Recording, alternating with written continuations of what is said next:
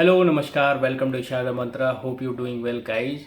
आप अच्छा कर रहे होगे ऐसा उम्मीद करते हैं। काफ़ी दिन हो गए थे वीडियो बनाए, आपको जो है एंट्रेंस रिलेटेड इन्फॉर्मेशन दिए और जो इम्पोर्टेंट चेंजेज आए हैं उसमें जो है ऑल इंडिया बार एग्जामिनेशन के बारे में जो चेंजेज यानी कि AIB के बारे में जो चेंजेज आए उसके रिगार्डिंग भी आपको इन्फॉर्मेशन अपडेट करना था, क्योंकि अब जो है काफ़ी चेंजेस आ गए हैं। पहले ये था कि आप जो है फाइनल ईयर एग्जामिनेशन पास करो, फिर डिग्री लो, फिर स्टेट बार में रजिस्ट्रेशन कराओ, देन उसके बाद आप जो है ऑल इंडिया बार एग्जामिनेशन के लिए अपीयर होते थे। लेकिन अब उसमें भी विद इन 2 ईयर आपको अपीयर होना होता था। अगर आप जो है स्टेट बार रजिस्ट्रेशन करने के 2 साल के अंदर आप अपीयर नहीं होते थे, फिर से आपको दोबारा जो है स्टेट बार में रजिस्ट्रेशन कराना पड़ता था। उसके लिए फिर से जो है एक्स्ट्रा पैसे पेमेंट करने पड़ते थे। देन उसके बाद all India Bar examination appear करना होता था।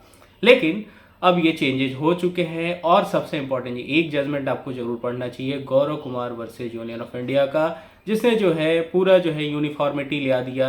बार रजिस्ट्रेशन में जो है पहले चेंज स्टेट बार जो है अलग अलग चार्जेस लेता था, लेकिन जो है लैंडमार्क जजमेंट के बाद जो है यूनिफॉर्म हो गया। पूरी फी जो है हर स्टेट में सेम हो गई।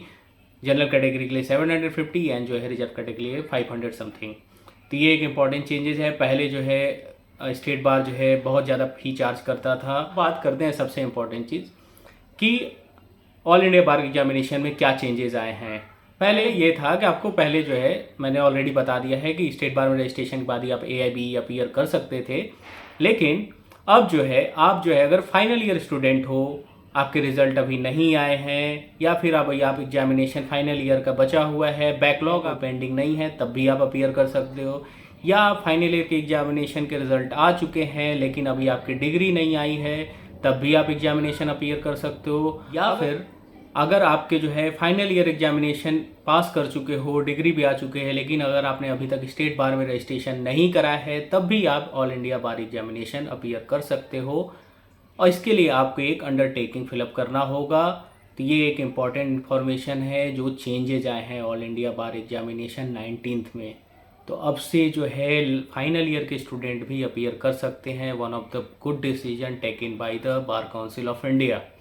ये एक इम्पॉर्टेंट आपके लिए इन्फॉर्मेशन था। तो अंडरटेकिंग के लिए आप जो है मेरे लिंक डिस्क्रिप्शन में वहाँ से क्लिक कर आप डाउनलोड कर सकते हो। उसमें जो है ऑप्शन दिए हुए हैं, आपको अपने बेसिक डिटेल फिलअप करने हैं।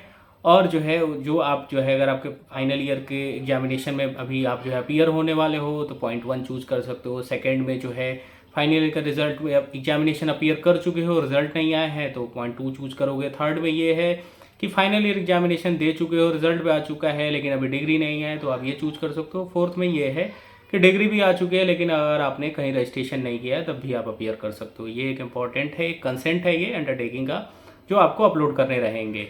और जो ऑलरेडी रजिस्ट्रेशन कर चुके स्टेट बार में तो उनको अपीयर तो करना ही है विद इन 2 ईयर के अंदर। तो ये एक इम्पॉर्टेंट चेंजेस हैं जो आपके लिए एक महत्वपूर्ण है।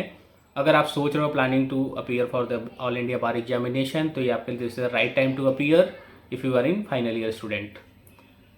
इसके अलावा जो महत्वपूर्ण जो है इंपॉर्टेंट इन्फॉर्मेशन है सिलेबस के बारे में, तो इस बार जो है ऑल इंडिया बार एग्जामिनेशन में टोटल 19 जो है सब्जेक्ट है जिसमें आपको अपीयर करने रहेंगे। 100 क्वेश्चन होते हैं, 45 नंबर मिनिमम पासिंग मार्क होता है, यानी कि 45% मिनिमम पासिंग मार्क होता है जनरल कैटेगरी के लिए और OBC कैटेगरी के लिए। और 40% मार्क होता है, यानी कि 100 में 40 नंबर ले आने होते हैं आपको अगर आप रिजर्व कैटेगरी से आते हो तो ये सबसे इम्पॉर्टेंट चीज़ ये है कि ये ओपन बुक एग्जामिनेशन है। तो आप जो है अपने साथ बेयरेट जो है सभी 19 सब्जेक्ट के लिए जा सकते हो और वहाँ पे आराम से बैठ के अपना एग्जाम दे सकते हो। लेकिन सबसे इम्पॉर्टेंट चीज़ ये है कि उसमें भी फेल क्यों हो जाते हैं। लास्ट ईयर के RTI में देखोगे तो 50% से ऊपर जो है फेल हो चुके थे ऑल इंडिया बार एग्जामिनेशन के पेपर में। तो ये इसका रीज़न ये है कि एटलीस्ट आपको ये पता होना चाहिए कि जो क्वेश्चन पूछा जा रहा है वो कहाँ से पूछा जा रहा है। एक बार गो थ्रू जरूर कर लेना जब अपना एग्जाम अपीयर करने जा रहे हो आप, क्योंकि देखो प्रॉब्लम ये है कि वो डायरेक्टली जो है क्वेश्चन पुट कर देते हैं लीगल में क्या मेंशन किया गया है, या जो है फिर जो चीज़ मान लो right to equality before law किस आर्टिकल में मेंशन किया गया है, या फिर जो है लीगल एड के बारे में कौन सा आर्टिकल जो है डिफाइन करता है, या फिर जो है कॉन्स्टिट्यूशन ऑफ इंडिया किस आर्टिकल में मेंशन है। तो ये सब इम्पोर्टेंट जो है क्वेश्चन है जो आपको पता होगा। अगर आपने बेयर एक्ट सही से पढ़ा होगा तभी आप जो है ये एग्ज़ाम दे पाओगे। या फिर जो है IT एक्ट हो गया, इंफॉर्मेशन टेक्नोलॉजी एक्ट हो गया, अभी BNS हो गया, BNSS हो गया, ये सब चीज़ें जो है नई चेंजेस आई हैं, तो इनके बारे में भी आपको एक बार गो थ्रू किए रहोगे तो आप इजीली ये एग्ज़ाम क्रैक कर सकते हैं। महत्वपूर्ण चीज़ ये है कि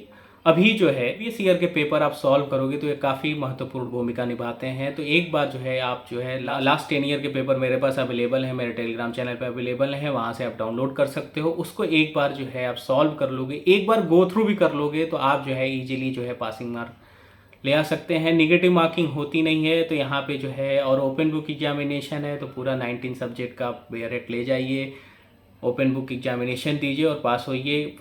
इसमें कोई मतलब डाउट ही नहीं है कि आप फेल होते हो तो सारा जो है आपका फॉल्ट ये आपका है, क्योंकि आपने एक बार गो थ्रू ही नहीं किया था बेयरेट, तभी आप फेल होते हो। अदरवाइज इसमें फेल होने के कोई चांसेस नहीं है। तो ये आपके लिए इंपॉर्टेंट इन्फॉर्मेशन था है प्रिपरेशन का। और रजिस्ट्रेशन का डेट का बात करें तो आप जो है 30 अक्टूबर तक रजिस्ट्रेशन कर सकते हो। डेट ऑफ एग्जामिनेशन जो है 24 नवंबर को है। और हाँ, एक और महत्वपूर्ण इन्फॉर्मेशन, जब आप फॉर्म अपना रजिस्ट्रेशन कर रहे हो ऑल इंडिया बार एग्जामिनेशन के लिए तो उसमें एड्रेस अपना करेंटली डालना, तो वहीं आसपास का जो है आपका मिल जाएगा सेंटर। नहीं तो अदरवाइज आप जो है जो आपके as per the Aadhaar card या फिर जो है आपके रेजिडेंशियल जो है वो परमानेंट रेजिडेंशियल एड्रेस जो आप अगर फिलअप करोगे तो वहाँ का जो है वो डिटेल दिखाएगा आसपास का। तो आप जैसे भी सुटेबल लगे, अगर आप जो है चाहते हो कि जहाँ पे कॉरस्पॉन्डेंट एड्रेस है आपका करंटली, तो उसको चूज़ करो और वहीं आसपास आपको जो है नज़दीक में ही आपके सेंटर मिल जाएंगे। वो ऑप्शन उसी तरह से पूछा जाता है उसमें। जब मैं अपना फिलअप कर रहा था तो ऐसे ही ऑप्शन आ रहे थे, तो then I suggest you regarding that कि आप जो है ऐसे से मतलब एड्रेस चूज करोगे तो आपको जो है एड्रेस के लिए प्रॉब्लम नहीं होगा। परमानेंट एड्रेस चूज करोगे आप अपना होम का, अगर आप कहीं और रह रहे हो, फिर वहाँ का एड्रेस का कि आसपास जो है सेंटर जो अवेलेबल होंगे वही आपको दिखेगा। तो ये एक इम्पॉर्टेंट इन्फॉर्मेशन था सेंटर वाइजली।